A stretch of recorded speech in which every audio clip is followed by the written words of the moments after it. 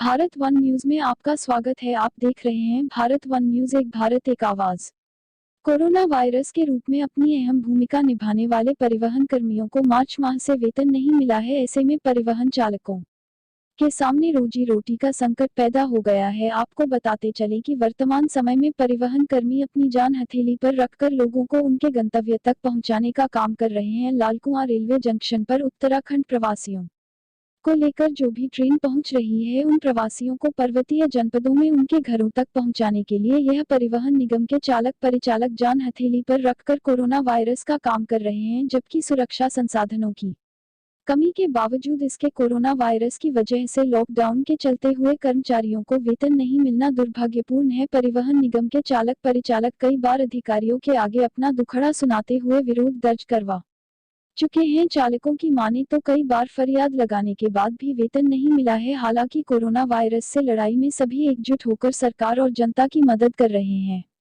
वहीं उत्तराखंड परिवहन निगम के आरएम यशपाल सिंह ने बताया कि मार्च माह से किसी भी कर्मचारी को सैलरी नहीं मिली है, जिसके संदर्भ में मुख्यालय को सभी बिल बनाकर पत्राचार के माध्यम से भेजे गए हैं। उम्मीद है बहुत जल्द भुगतान की कार्यवाही की जाएगी। कर्मचारी लगातार 2.5 माह से अनिवार्य सेवाओं में होने के जिस तरह राज्य सरकार द्वारा दिशा निर्देश दिए जाते हैं, परिवहन निगम के कर्मचारी लगातार अपनी सेवाएं दे रहे हैं।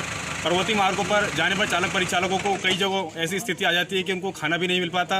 लगातार परिवहन निगम से यूनियन द्वारा मांग की गई।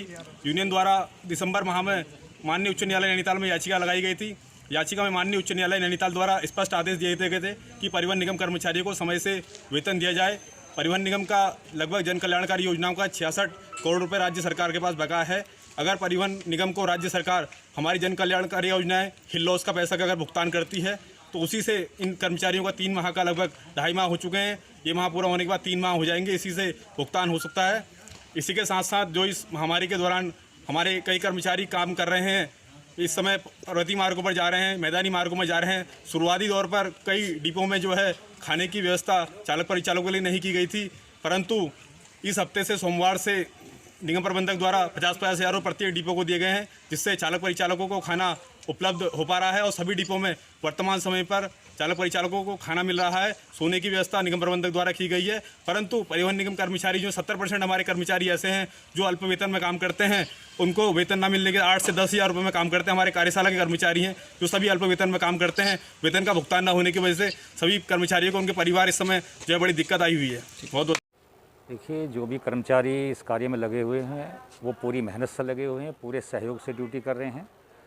और जब भी प्रशासन द्वारा गाड़ियों की मांग की जाती है, हम गाड़ी प्रोवाइड करते हैं और सभी हमारे चालक परिचालक और जो भी स्टाफ है पूरी मेहनत से कार्य कर रहे हैं। इसके अलावा बात करें साहब, चालक परिचालक पूरी मेहनत से काम तो कर रहे हैं, लेकिन वर्तमान में उनको 2.5 से 3 महीने होने को आ रहा है, तनख्वाह नहीं मिली। देखिए, इस संबंध में बिल बना करके मुख्यालय भेजे गए हैं, कार्रवाई चल रही है। उम्मीद है कि जल्दी। किस तरीके के सर बिल है जो अभी तक कोरोना काल में भी? अब देखिए, क्योंकि पेमेंट सेंट्रलाइज्ड है, सब हेडक्वार्टर से होता है और उम्मीद कर रहे हैं कि जल्दी उसका भुगतान होने की कार्रवाई होगी। आपने उच्चाधिकारी से वार्ता करी हुई, क्या वहाँ से अभी तक आदेश मिले? तो यही पता लगा कि बहुत जल्दी भुगतान की कार्रवाई की जाएगी। कितने कर्मचारी होंगे जो वंचित हैं इस समय तनख्वाह से? नहीं, तनख्वाह तो किसी भी कर्मचारी को अभी नहीं मिली है, सभी की एक साथ ही आएगी तनख्वाह। कितने कितने माह से रुकी सर तनख्वाह? ये मार्च की है और जो आने वाली है अभी। मार्च से लेकर टोटल तनख्वाह रुकी? तीसरा तो अभी पूरा नहीं हुआ, 2 ही महीने हुए। उनका ये भी कहना है इसमें हर डिपो में